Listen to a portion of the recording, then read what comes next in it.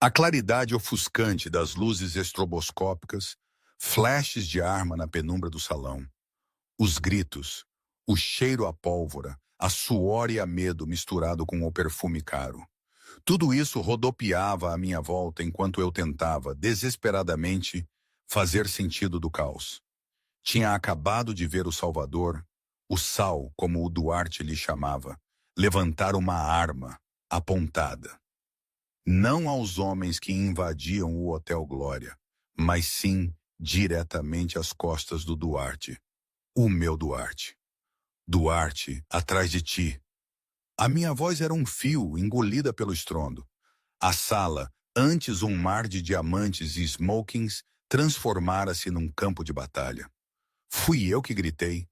Quase não reconhecia a voz, tão cheia de um pavor primário. O meu corpo agiu antes que a minha mente pudesse sequer formar um pensamento lógico. Saí de debaixo da mesa pesada, onde o Nuno, com os olhos arregalados, se encolhia atrás de mim. Agarrei o balde de champanhe prateado. Sim, um balde de champanhe, pesado e frio na mão, e corri. 20 metros, 10 metros. A adrenalina pulsava nas minhas veias, cegando-me a tudo menos ao meu alvo.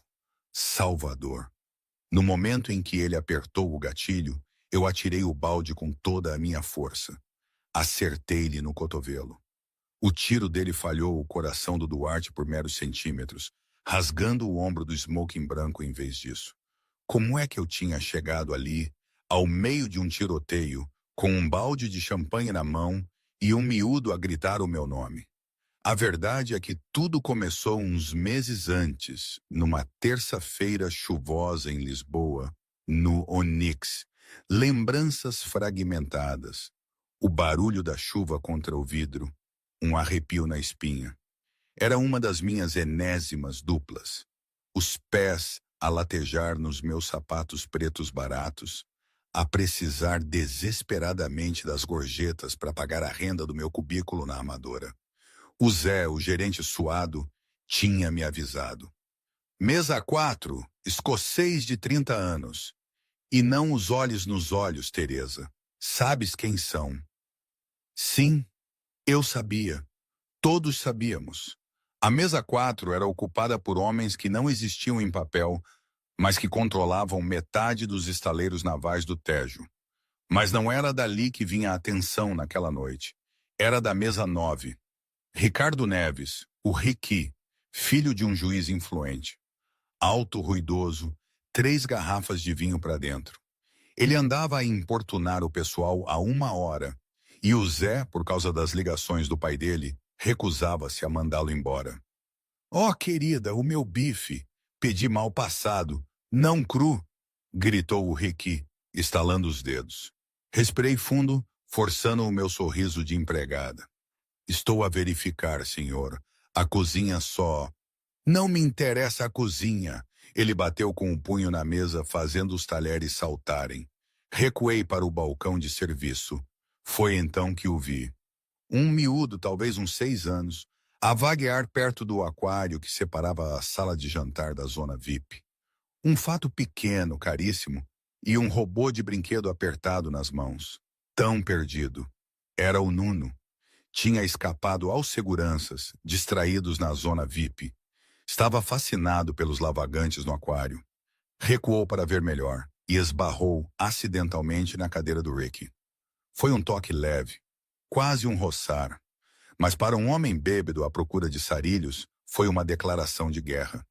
O Ricky girou, a cara púrpura. "Vê lá por onde andas, miúdo!" Os olhos do Nuno arregalaram-se.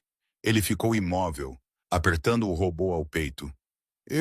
Desculpe", murmurou ele. "Desculpa?" O Rick levantou-se cambaleando. O restaurante ficou em silêncio. "Fizeste-me entornar vinho num fato de 2.000 euros." Ele não tinha entornado uma gota, mas os fatos não importavam a homens como ele. Ele pairou sobre a criança, levantando uma mão pesada. "Devia ensinar-te uns modos." Os seguranças na zona VIP estavam a mover-se, mas estavam longe demais, presos atrás de uma divisória de vidro. O Nuno encolheu-se, apertando os olhos à espera do golpe. Nunca veio. Eu disparei. Um borrão de uniforme preto e avental branco atravessou o corredor. Não pensei. Não calculei o risco. Apenas vi uma criança prestes a ser atingida por um homem adulto. Os meus instintos, apurados por uma infância que tentei esquecer, tomaram conta. Lancei-me entre o Rick e o Nuno, protegendo o miúdo com o meu próprio corpo. Crack! O chapadão do Rick atingiu-me em cheio na maçã do rosto. A força atirou-me de lado, fazendo-me embater num carrinho de talheres. Copos estilhaçaram-se. Talheres caíram ruidosamente no chão de mármore. O restaurante inteiro engasgou-se. O silêncio que se seguiu foi ensurdecedor. Fiquei no chão por um segundo, a visão turva, um gosto metálico e azedo de sangue na boca. Mas levantei-me imediatamente, ignorando a dor. Não verifiquei o ferimento. Agarrei no Nuno, puxando-o para trás de mim, virando as costas ao agressor para proteger a criança. Não lhe toques, sibilei, a voz a tremer, mais alta. Ele é só um miúdo. O Rick piscou os olhos, atordoado por uma empregada ter levado um soco que não era para ela. O choque transformou-se em raiva cega. Agarrou uma faca de bife da mesa. Sua estúpida! Sabes quem eu sou? Fiz força para me manter firme. Segurei o ombro do Nuno com força. Não me interessa quem és, disse eu, encarando-o. Não vais magoar esta criança. O Rick avançou, mas antes que pudesse dar um passo, uma mão, pesada e fria como ferro, pousou no ombro dele. A temperatura na sala pareceu cair 10 graus. Acredito que a senhora disse não lhe toques. Uma voz profunda, de barítono, falou por trás do Rick, calma, mas terrivelmente sombria. O Rick tentou livrar-se da mão, mas não conseguia mover-se. Virou-se e olhou para cima. E para cima. E para cima. Ali estava um homem num fato de 3 peças, cinzento carvão, feito à medida. Cabelo escuro penteado para trás, olhos da cor de aço frio e uma cicatriz a atravessar a sobrancelha esquerda. Era Duarte Valente, o dono do Onyx, o Dom de Lisboa. E mais importante, o pai do Nuno. Duarte Valente não gritou, não fez escândalo, simplesmente irradiava uma espécie de quietude letal. Olhou para o Ricky, depois para mim, cuja bochecha já começava a ficar roxa. Finalmente, o seu olhar pousou no filho, Nuno, que tremia atrás das minhas pernas. Nuno, Duarte disse suavemente. Vem cá. O miúdo largou o meu avental e correu para o pai, enterrando a cara nas calças caras do Duarte.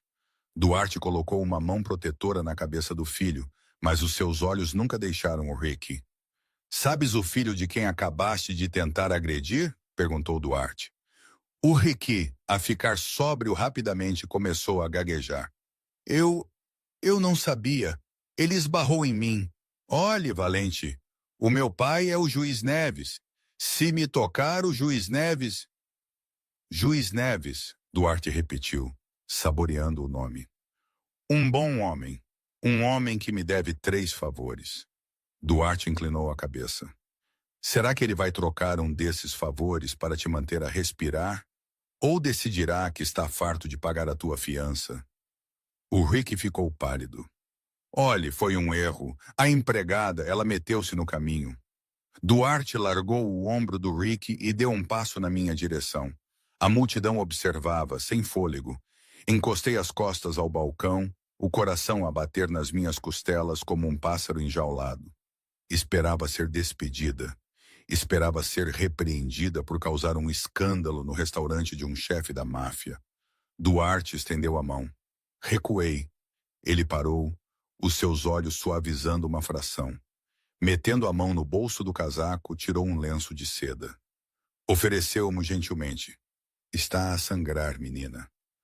Teresa, sussurrei pegando no tecido. Limpei o lábio. Teresa Halloway. Teresa, Duarte disse, testando o nome. Olhou para o hematoma que se formava na minha cara. Um músculo na sua mandíbula estremeceu. Levou uma pancada pelo meu filho. Ele Ele estava lá assustado. Consegui dizer. Não pensei. Claramente, Duarte murmurou. Virou-se para a sala. Estalou os dedos. Dois homens de fatos escuros materializaram-se das sombras. Acompanhem o Sr. Neves até a cave. Tratarei dele depois do jantar. Não, não, espere! O Rick gritou enquanto era arrastado, os calcanhares a raspar no mármore. O meu pai não pode fazer isto. As portas da cozinha fecharam-se cortando os seus gritos. Duarte virou-se para o Zé, o gerente, que suava profusamente. Senhor Valente, senhor, o Zé gaguejou. Lamento muito. Tentei manter as coisas sob controlo, mas aquela rapariga, ela provocou. Duarte levantou uma mão. Pare, senhor. Viu um homem bêbado levantar a mão a uma criança no meu estabelecimento. Duarte disse, a voz baixando para um sussurro perigoso. E não fez nada. Depois, quando uma empregada fez o seu trabalho por si, tentou culpá-la. Saia, Duarte disse. Está despedido. Se o vir em Lisboa ao nascer do sol, juntar-se-á ao Sr. Neves na cave. O Zé fugiu. Duarte virou-se para mim. A adrenalina estava a desaparecer e os meus joelhos finalmente cederam.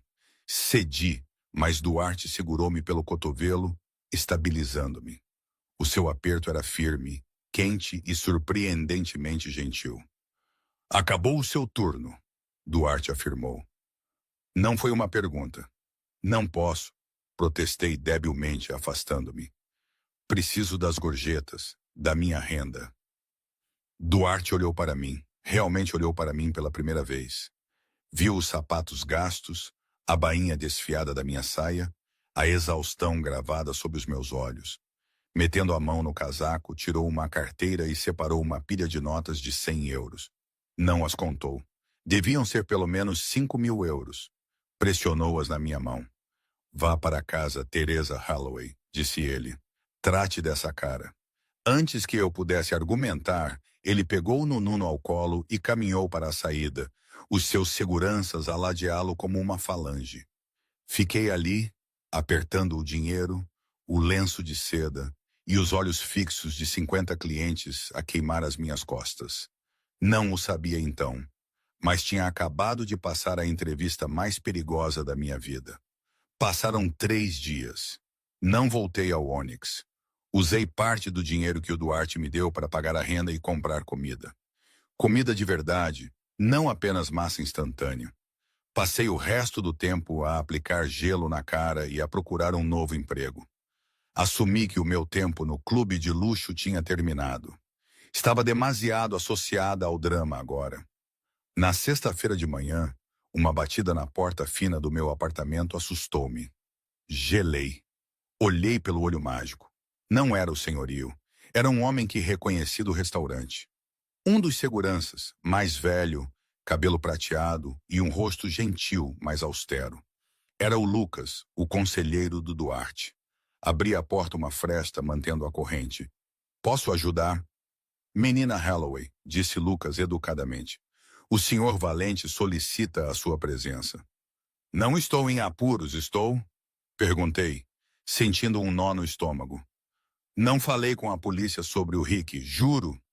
Lucas esboçou um pequeno e seco sorriso. O Sr. Neves foi tratado. Não há investigação policial. O Sr. Valente quer oferecer-lhe um emprego. Eu já tenho um emprego. Bem, tinha. Não como empregada de mesa, disse Lucas. Por favor, o carro está lá embaixo. A curiosidade e uma boa dose de medo fizeram-me aceitar. Vesti a minha melhor blusa e segui o Lucas até um SUV preto elegante e à prova de bala, parado ao lado do passeio. A viagem levou-nos para fora da cidade, passando pelos subúrbios até as quintas isoladas de Cascais. Paramos junto a um enorme portão de ferro adornado com um V.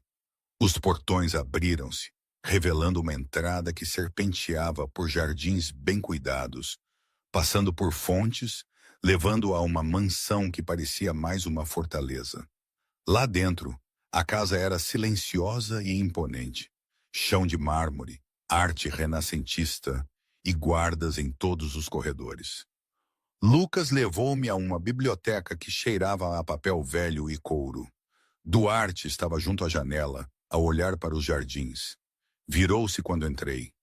O hematoma na minha bochecha tinha desvanecido para um verde amarelado. Menina Holloway, ele assentiu. Obrigado por ter vindo. Senhor Valente, respondi, apertando a minha mala. Sobre o que é isto? Duarte indicou uma cadeira. Por favor, sente-se. Serviu 2 copos de água, colocando um à minha frente. Passe. Examinei o seu perfil, Teresa. Pai falecido, mãe numa instituição de cuidados em Setúbal. Abandonou a escola de enfermagem há 2 anos para pagar as despesas médicas dela. Trabalha 60 horas por semana e ainda está afogada em dívidas. Endureci. É crime ser pobre, senhor Valente? Não, Duarte disse. É uma tragédia, especialmente para alguém com os seus instintos. Ele encostou-se à pesada secretária de Carvalho. O meu filho Nuno, ele não fala desde o incidente no restaurante. A minha postura defensiva suavizou. Ele está bem? Fisicamente, sim. Mas Nuno teve uma vida difícil. A mãe dele morreu quando ele tinha 2 anos. Eu sou um homem ocupado. Tenho inimigos. Nuno passou por 4 amas no último ano. Elas demitem-se por não aguentarem o isolamento, ou eu demito-as porque o tratam como um trabalho, não como uma criança. Os olhos de Duarte perfuraram os meus. Atirou-se para a frente de um sociopata bêbado por uma criança que não conhecia. Não o fez por dinheiro, não o fez por fama. Fez isso porque possui uma qualidade rara no meu mundo. Lealdade para com os inocentes. Não sou ama, disse eu calmamente. Era estudante de enfermagem. Conhece primeiros socorrientes, a sua paciência. E Nuno pediu por si. Pisquei os olhos. Ele pediu? Ele fez um desenho, disse Duarte, deslizando um pedaço de papel pela secretária.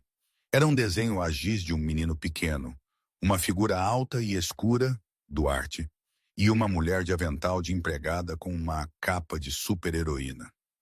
Senti um nó na garganta. Quero que seja a governanta interna dele, disse Duarte.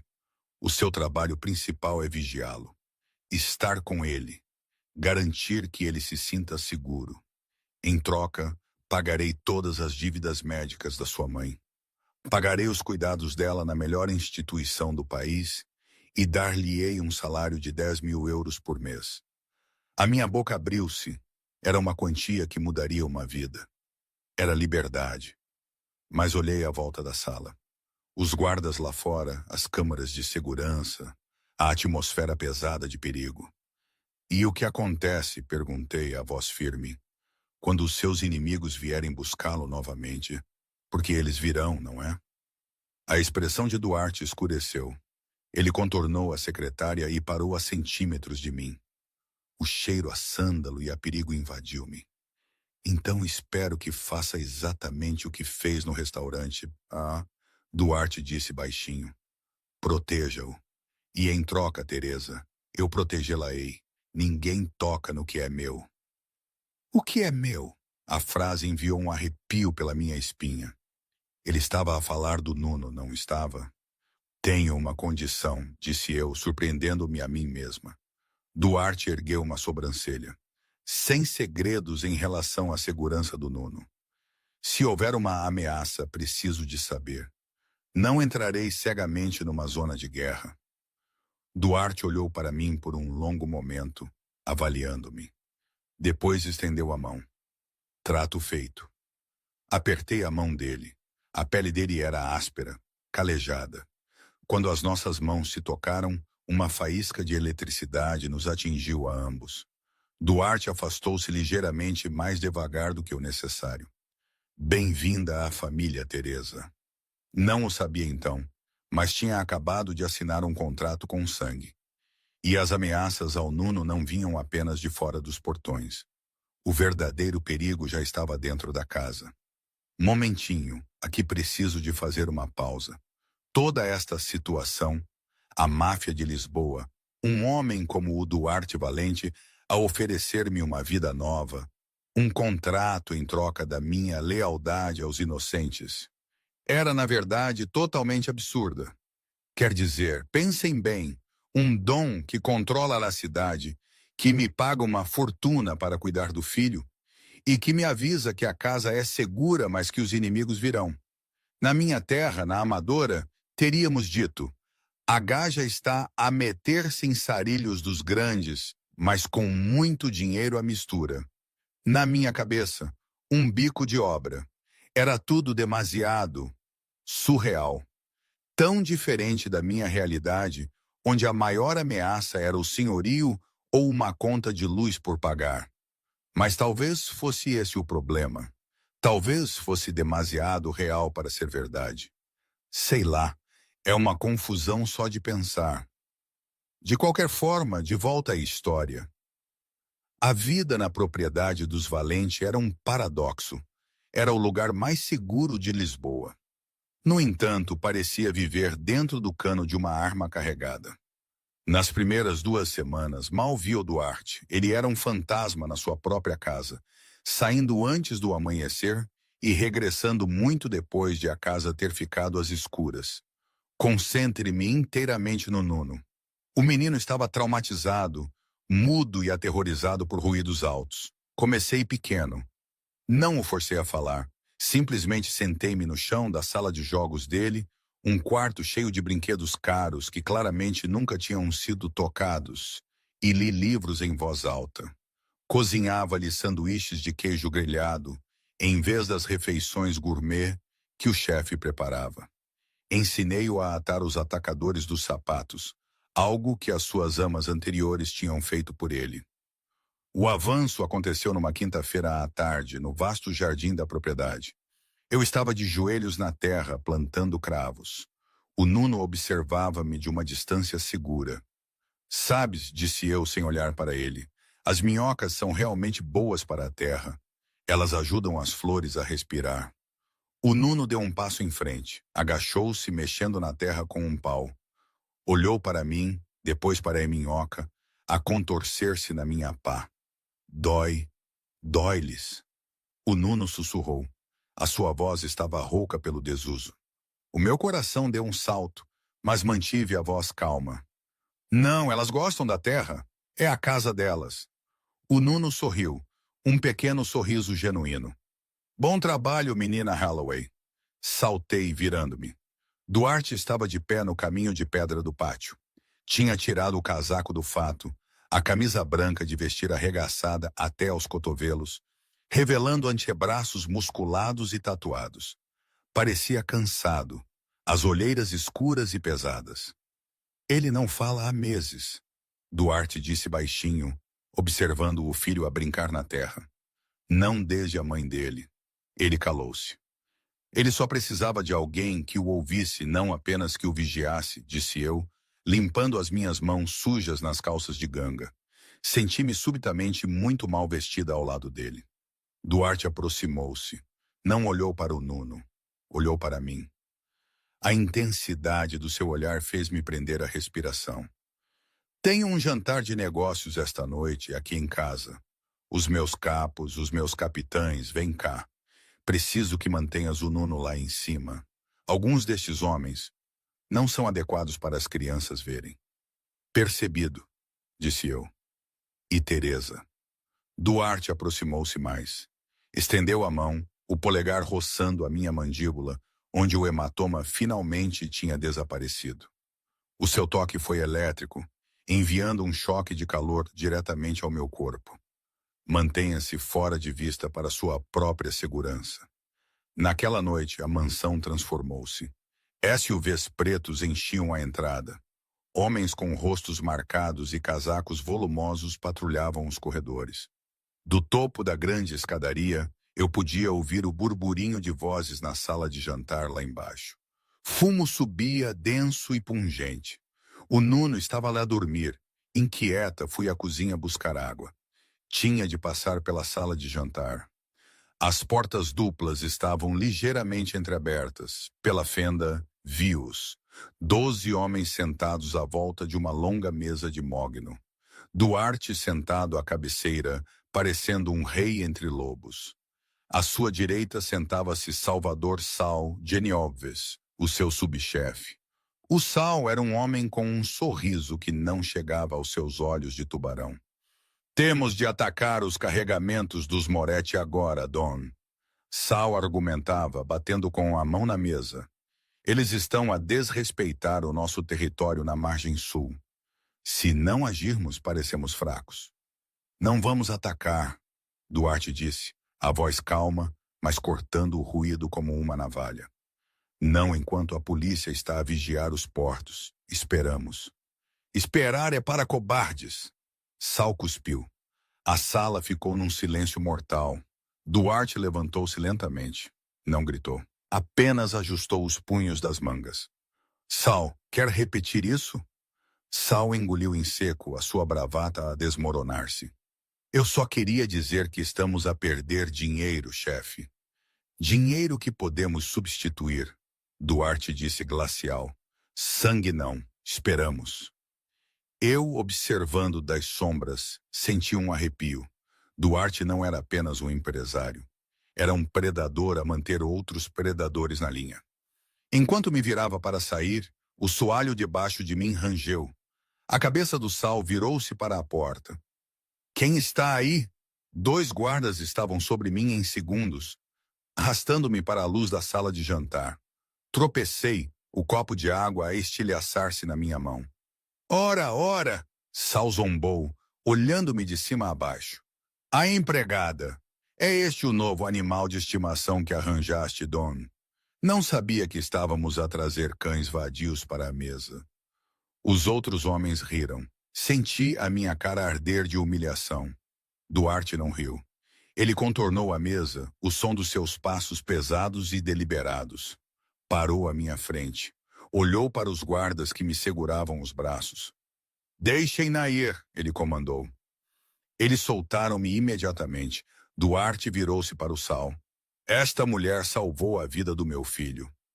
Ela tem mais coragem no dedo mindinho do que tu em todo o corpo, Sal. Ele virou-se para mim e, à frente de todos os seus homens, pegou na minha mão. Levou-a aos lábios, beijando os meus nós dos dedos. Foi um gesto de respeito, de posse. Senhores, Duarte anunciou, os seus olhos desafiando qualquer um a objetar. Esta é a Teresa. Ela está sob a minha proteção pessoal. Qualquer um que a desrespeite, desrespeita-me a mim. E vocês sabem o que acontece às pessoas que me desrespeitam. O silêncio foi absoluto. Sal olhou para baixo, a mandíbula cerrada, uma veia a pulsar na sua têmpora.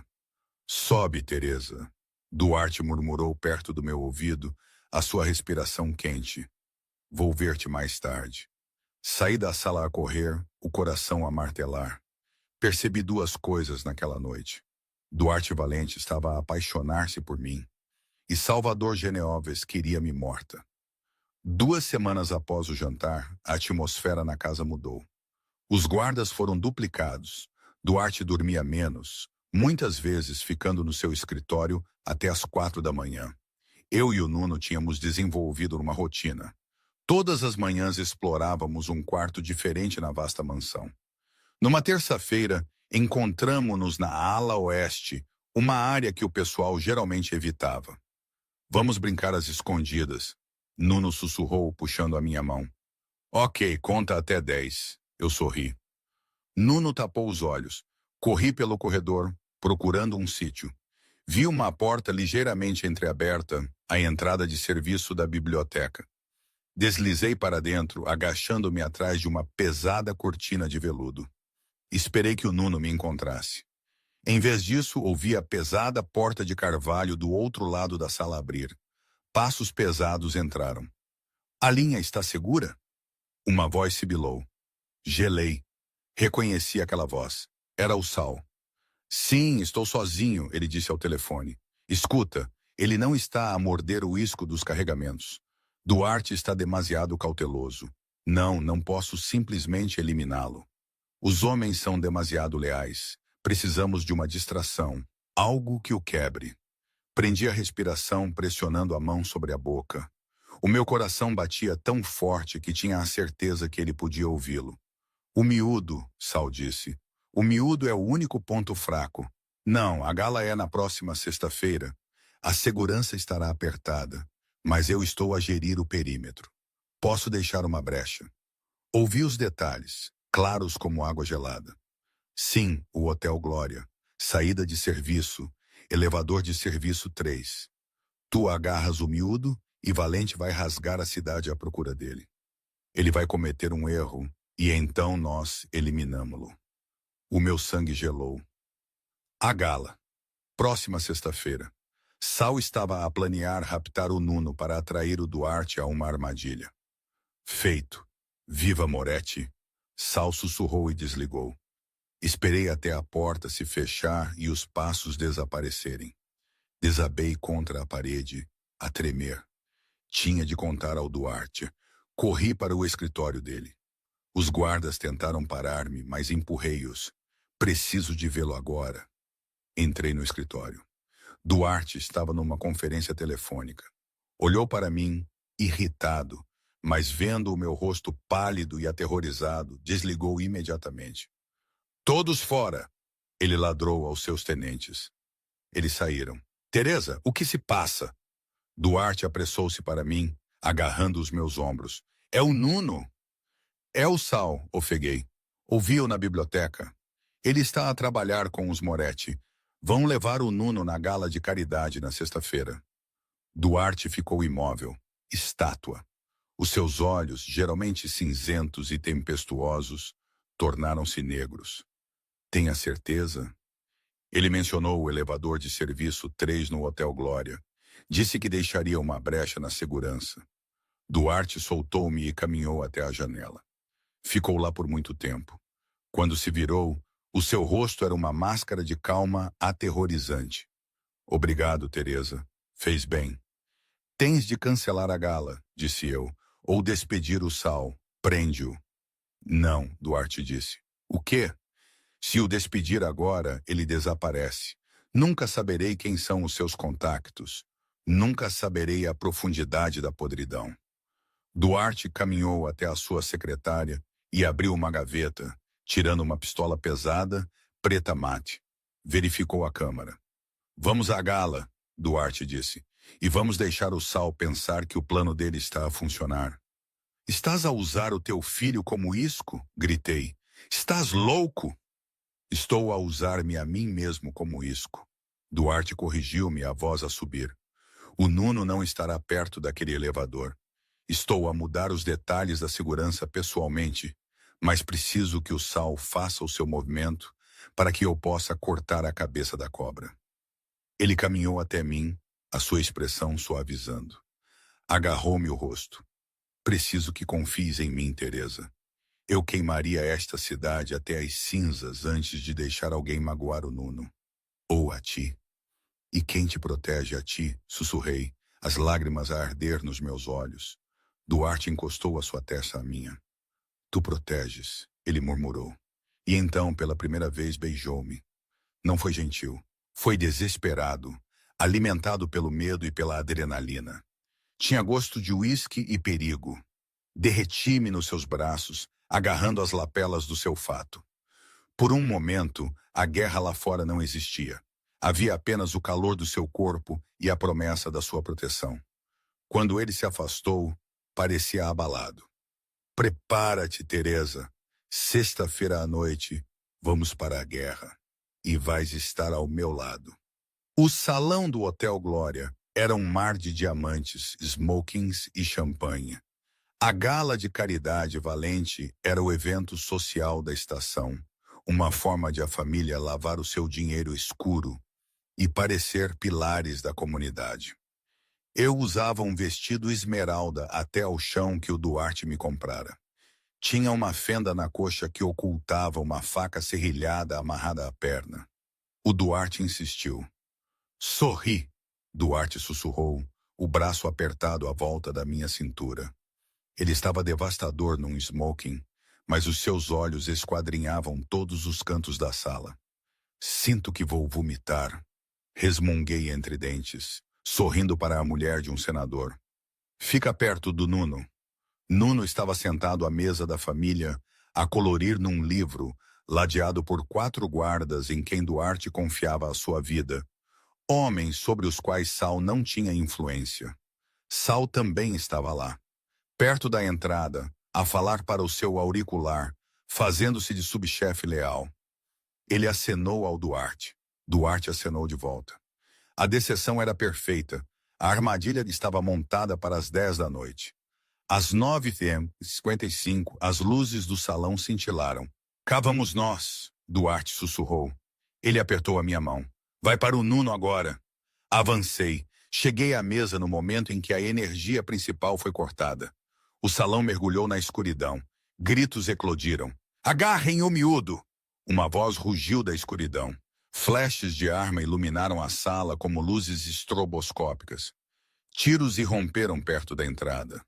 Não foi a extração precisa que Sal tinha planeado. Foi o caos.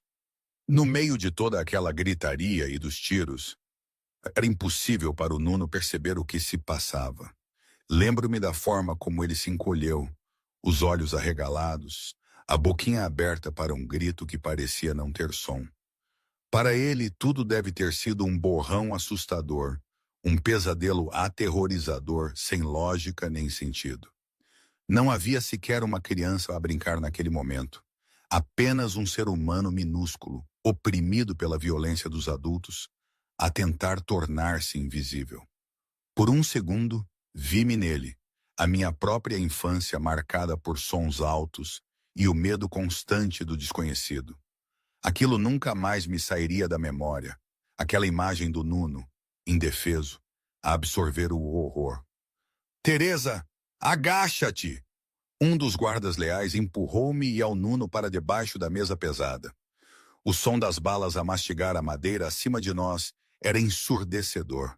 O Nuno gritou tapando os ouvidos. Enrolei-me à volta dele, escondendo a cabeça dele no meu peito.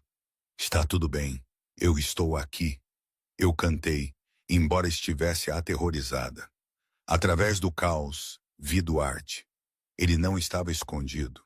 Estava de pé no centro da sala, disparando com precisão mortal contra um grupo de homens que avançavam para o palco. Mas então vi algo que Duarte não viu. Sal não estava na entrada. Estava a mover-se através do pânico, ladeando o Duarte pela esquerda. Tinha uma pistola silenciada na mão. E não estava a mirar os atacantes. Estava a mirar as costas do Duarte. Duarte, atrás de ti! Gritei. A minha voz perdeu-se no barulho. Não pensei.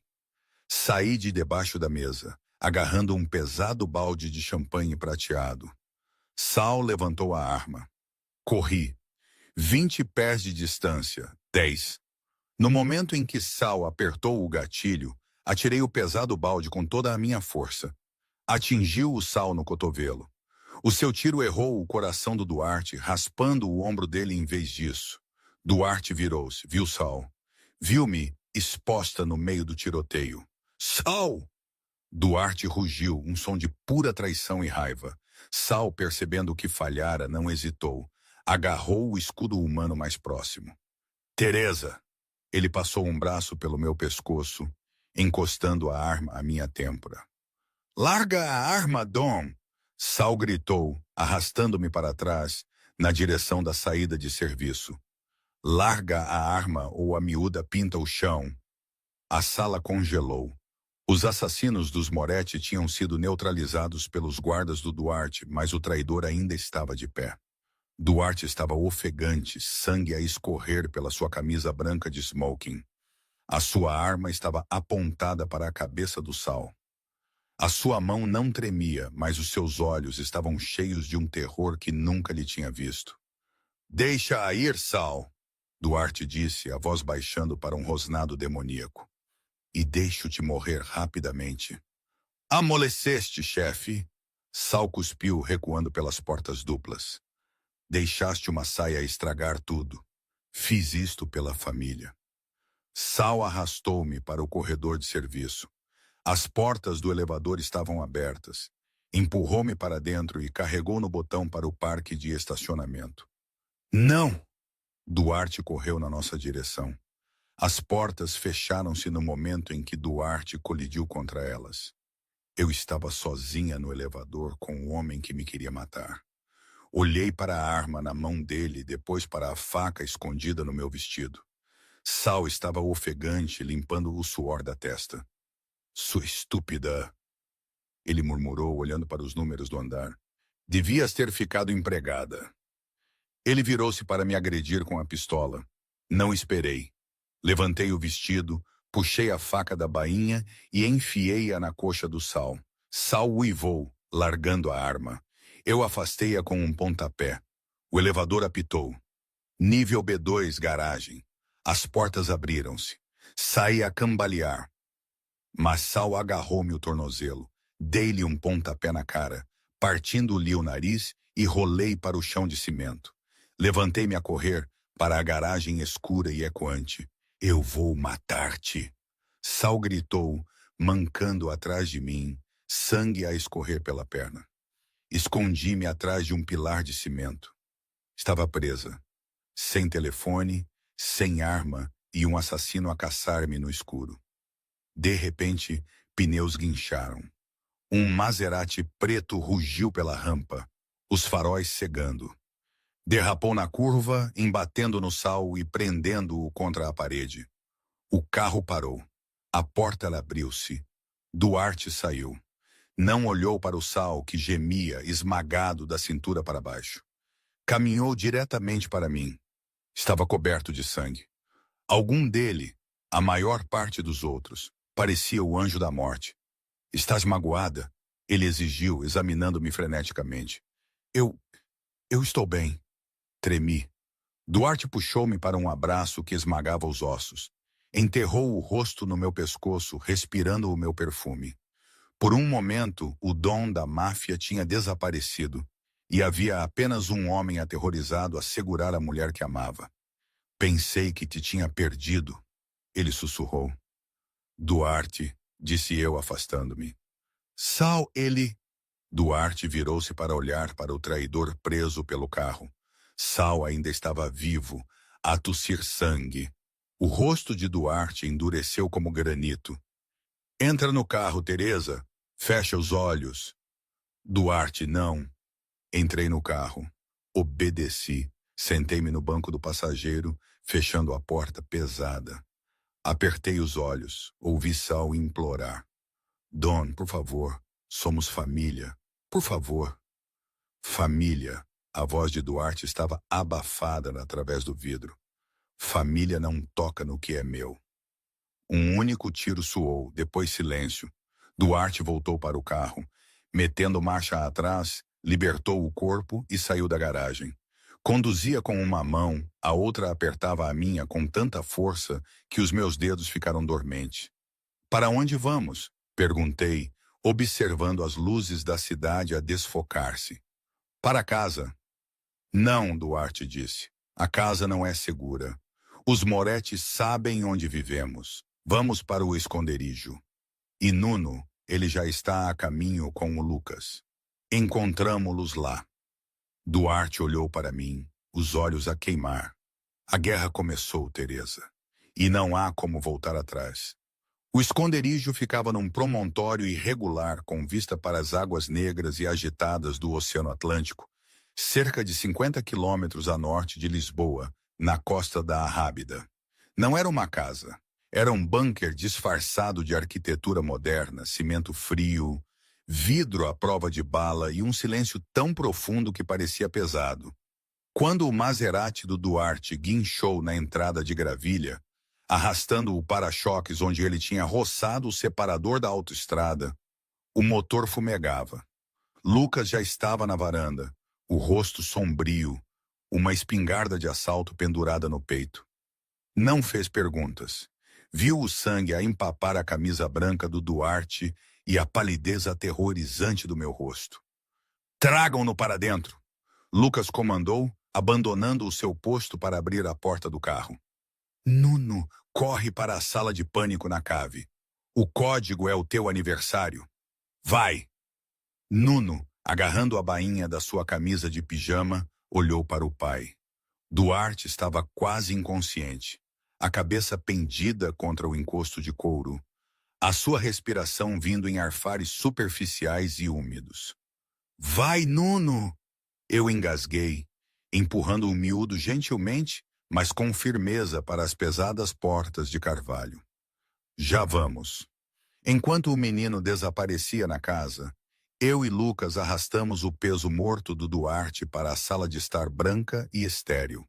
Deitamo-lo no sofá de couro, que imediatamente se manchou de carmesim. A bala da gala tinha feito mais estragos do que eu inicialmente pensara. A adrenalina estava a desaparecer e o seu corpo estava a entrar em choque. O kit médico está na gaveta debaixo da ilha da cozinha. Lucas latiu, rasgando a camisa do Duarte. Tenho de garantir o perímetro. Temos talvez 10 minutos antes que os homens dos Moretti rastreiem o carro. Vais deixar-me sozinha com ele.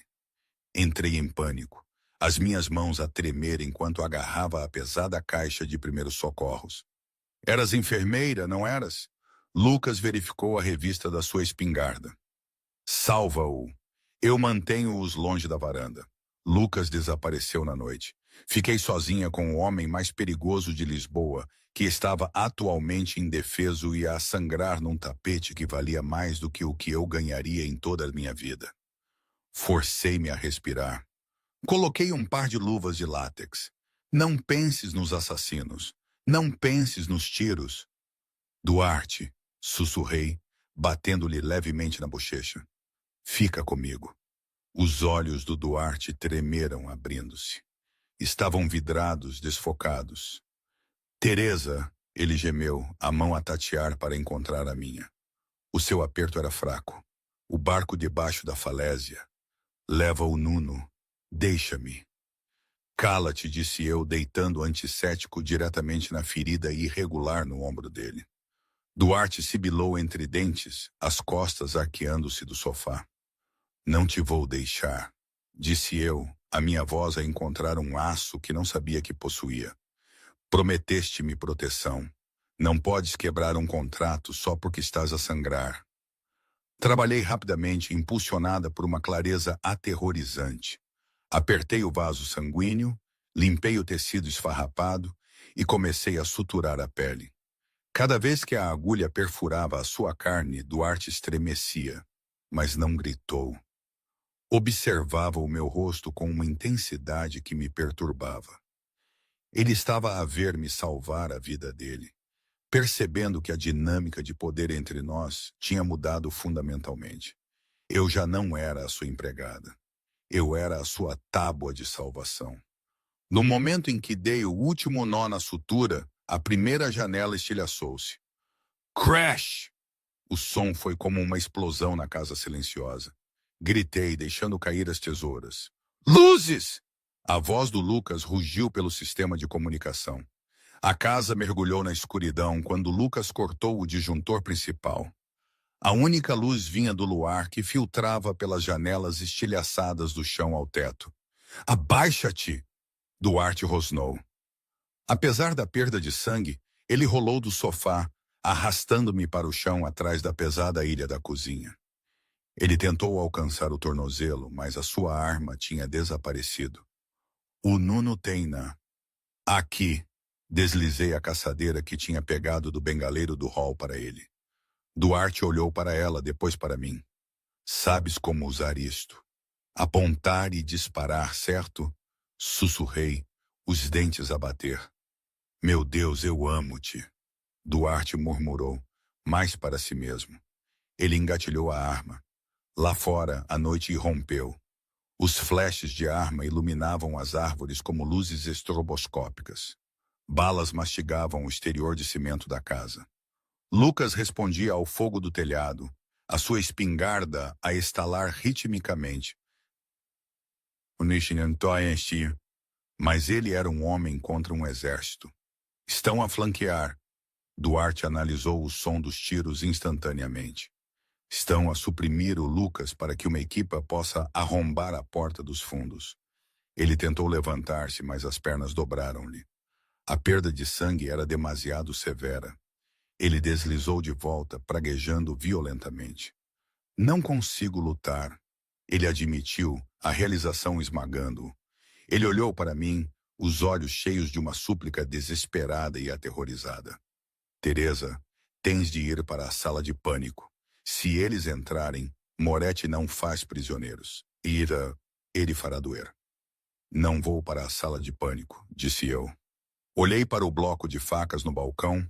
Olhei para a pesada frigideira de ferro fundido no fogão. Esta é a nossa casa. Estas são as nossas regras. A porta dos fundos explodiu para dentro com um estrondo ensurdecedor. Lascas de madeira choveram pelo corredor. Passos pesados rangiam no vidro. 1, 2, 3 homens. Duarte levantou a caçadeira, apoiando o cano na borda da ilha. Bum! O atacante principal caiu, o peito estragado. Os outros 2 procuraram cobertura no corredor. Valente! Uma voz ecoou das sombras. Não era um grunhido. Era o barítono rouco e zombeteiro do próprio Dom Moretti. Sei que estás a sangrar, miúdo. Consigo sentir o cheiro. Vai para o inferno, Moretti. Duarte gritou, disparando mais um tiro para os manter encurralados. Eu mando-te para lá primeiro. Moretti riu. E então vou encontrar aquele teu filho pequeno. Qual é o nome dele? Nuno. Pergunto-me se ele grita como a mãe dele. Algo dentro do Duarte quebrou. Ele rugiu, tentando levantar-se para atacar o corredor, mas o seu corpo falhou-lhe. Desabou, a caçadeira a deslizar pelo chão, fora do alcance. Moretti entrou na luz do luar da sala de estar. Era um homem gigante vestindo um sobretudo, segurando uma pistola silenciada com arrogância casual. Ele viu Duarte deitado no chão. Ele sorriu. Fim da linha, Duarte. Moretti levantou a arma. Ele não me viu. Eu tinha rastejado para o outro lado da ilha. Não tinha uma arma. Não tinha a força de um assassino. Mas tinha o elemento surpresa. E tinha a raiva de uma mulher que encontrara uma família apenas para a ver ameaçada por um monstro. Lancei-me. Não fui pela arma dele. Bati com um pesado decantador de uísque de cristal na lateral da cabeça do Moretti com toda a força que possuía. O vidro estilhaçou-se, álcool jorrou por todo o lado. Moretti cambaleou, atordoado, sangue a escorrer para o olho. Ele rugiu, balançando cegamente a mão para trás. O seu punho conectou-se com a minha têmpora. Fui atirada para trás, embatendo no frigorífico. A minha visão escureceu por um segundo. Quando abanei a cabeça para clarear, vi Moretti a recuperar, a limpar o sangue dos olhos. Ele virou a arma na minha direção. Miúda estúpida! Moretti cuspiu. Ia guardar-te para o fim. Duarte rastejava para a caçadeira, mas era demasiado lento. Ele gritou o meu nome. Um som de pura agonia. Moretti apertou o dedo no gatilho. Clique! O som de um martelo a bater num detonador ecoou na sala. Moretti franziu a testa. Puxou o gatilho novamente. Clique! A sua arma tinha encravado.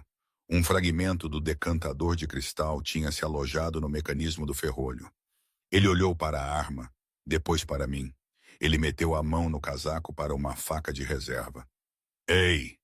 Uma voz pequena e trêmula cortou o silêncio. Moretti, eu e Duarte congelamos. Viramo-nos para a entrada do corredor. Ali, de pijama de dinossauro, estava Nuno, de 6 anos. Ele tremia tanto que os dentes batiam uns nos outros. Mas nas suas 2 pequenas mãos, segurava o revólver de cabo de madrepérola que o Duarte guardava no cofre do quarto. O cano oscilava, apontando vagamente para Moretti. Nuno, corre! Duarte gritou. Moretti riu. Era um som cruel e úmido. Olha só, o cachorrinho quer brincar. Ele deu um passo na direção do miúdo, faca na mão. Dá-me a arma, miúdo, e farei isto rápido. Nuno não correu. Olhou para mim, que estava encostada ao frigorífico, a sangrar. Olhou para o pai, indefeso no chão. O menino que não falava há 1 ano, que tinha medo de ruídos altos, respirou fundo. Ele parou de tremer. Deixa a minha família em paz. Nuno sussurrou. Ele apertou o gatilho. O recuo atirou o menino de 30 quilos para trás, para o chão. O tiro errou, estilhaçando um vaso. Moretti avançou, Nuno disparou novamente do chão. E outra vez, e outra vez. Ele não mirou. Apenas puxou até o cilindro ficar vazio. Um dos tiros perdidos atingiu Moretti na garganta. O dom da família Moretti parou. Ele agarrou o pescoço, os olhos arregalados de choque. Engasgou-se, sangue a borbulhar entre os dedos. Cambaleou por um momento, olhando para o menino que tinha terminado do seu reinado, e depois desabou de cara no chão de mármore. Silêncio. Um silêncio absoluto e ensurdecedor. Arrastei-me pelo chão, ignorando a minha própria tontura. Cheguei ao Nuno primeiro. Agarrei a arma quente das mãos dele e atirei-a para longe, puxando-o para o meu peito. Eu estou aqui, eu estou aqui. Solucei, balançando-o para a frente e para trás. Nuno não estava a chorar. Estava a olhar fixamente para o corpo. Duarte arrastou-se até nós. Envolveu-nos a ambos nos seus braços maciços, enterrando o rosto no meu pescoço e no cabelo do Nuno. Nós, os três, ficamos sentados ali no escuro, entre o vidro e o sangue, um emaranhado de membros e trauma. A porta da frente abriu-se. Lucas entrou, a mancar, o uniforme rasgado. Ele examinou a sala, viu o corpo do Moretti e baixou a espingarda. Olhou para o seu chefe, para a empregada e para o menino. Viu o olhar nos olhos do Duarte, não de triunfo, mas de um profundo alívio que mudaria uma vida. Acabou, chefe, Lucas disse baixinho. Os outros fugiram quando ouviram o Moretti cair. Está feito. Duarte beijou a minha testa. Depois beijou as mãos do Nuno, as mãos que tinham sido forçadas a fazer algo que nenhuma criança deveria fazer. Acabamos, Duarte sussurrou, a voz embargada. Estamos fora. Não mais. Um ano depois, as colinas do Alentejo eram um mundo diferente comparado ao aço cinzento de Lisboa. O ar cheirava a alecrim, terra aquecida e limões. A vila ficava numa encosta suave, rodeada por vinhas que se estendiam até onde a vista alcançava. Não era uma fortaleza, não havia guardas no portão, nem câmaras nas árvores. O único som era o zumbido das cigarras e o riso distante de uma criança. Eu estava sentada no pátio de pedra, as pernas dobradas. Lia um livro, um copo de vinho tinto escuro repousava na mesa ao meu lado. Eu parecia diferente. A tensão que costumava habitar nos meus ombros tinha desaparecido. O meu cabelo estava mais comprido, mais claro do sol português. Ele é rápido. Uma voz resmungou da porta. Sorri sem levantar os olhos. Ele herdou isso de ti. Certamente não herdou as suas habilidades de corrida de mim. Duarte saiu para a luz do sol. Usava calças de linho e uma camisa branca solta, as mangas arregaçadas. A cicatriz na sua sobrancelha ainda lá estava, uma lembrança permanente da vida que deixara para trás, mas a dureza no seu rosto tinha suavizado. Ele já não parecia um Don, parecia um pai. Ele aproximou-se e beijou o topo da minha cabeça, a mão repousando possessivamente no meu ombro.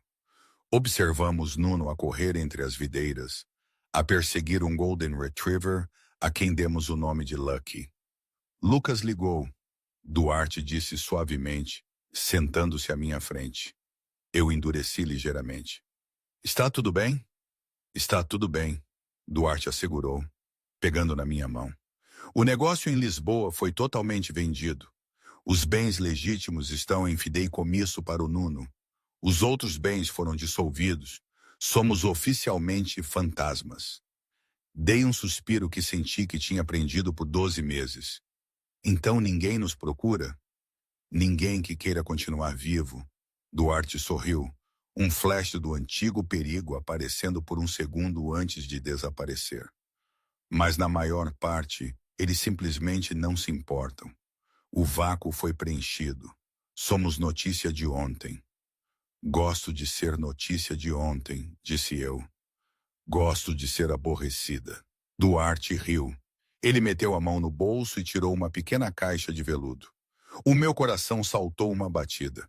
Teresa, nunca fiz isto como deve ser, Duarte disse, a voz tornando-se séria. Ele ajoelhou-se nas lajes quentes. No restaurante, eu comprei-te. No esconderijo, eu precisei de ti. Mas aqui, eu só te quero. Ele abriu a caixa. Lá dentro estava um anel vintage, ouro simples com um diamante que apanhava o sol alentejano. Teresa Holloway, Duarte disse, os seus olhos cinzentos a brilhar com uma emoção mais profunda que o oceano. Tu salvaste o meu filho.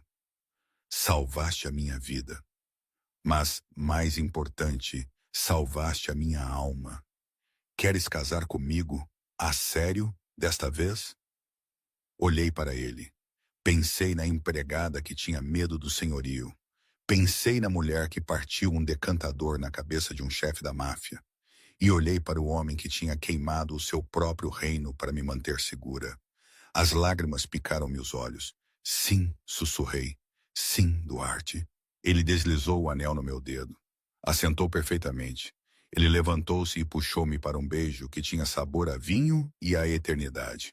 Eca, que nojo! Separamo-nos a rir. Nuno estava na beira do pátio, a fazer uma careta, o cão ofegante ao seu lado. O menino parecia saudável, feliz e crucialmente sem medo. Vem cá, maroto! Duarte gritou correndo atrás dele. Duarte apanhou o filho, balançando-o no ar enquanto o cão ladrava e dançava à volta deles. Eu observava-os, a mão repousando no meu peito, sentindo o batimento constante do meu coração. Lembrei-me da regra do submundo. Nunca toques na família. Sorri, dando um gole de vinho. Eles tinham quebrado todas as regras do livro. Tinham derramado sangue, perdido amigos e quase morrido no escuro. Mas, olhando para os meus rapazes a rir sob o sol dourado, eu sabia a verdade. Algumas regras eram feitas para serem quebradas. Mas esta família era inquebrável. E hoje, honestamente, não sei. Às vezes penso que foi a melhor coisa que me podia ter acontecido. Outras vezes, pergunto-me se tomei as decisões certas. Provavelmente, ambas as coisas, como quase tudo na vida, certo? Não há resposta simples, e a felicidade nunca é uma linha reta sem desvios. É um mosaico feito de momentos bons e de cicatrizes. Ninguém sai ileso de uma guerra como esta. Mas sim, estamos aqui. Isso é o que importa. É confuso, é imperfeito, mas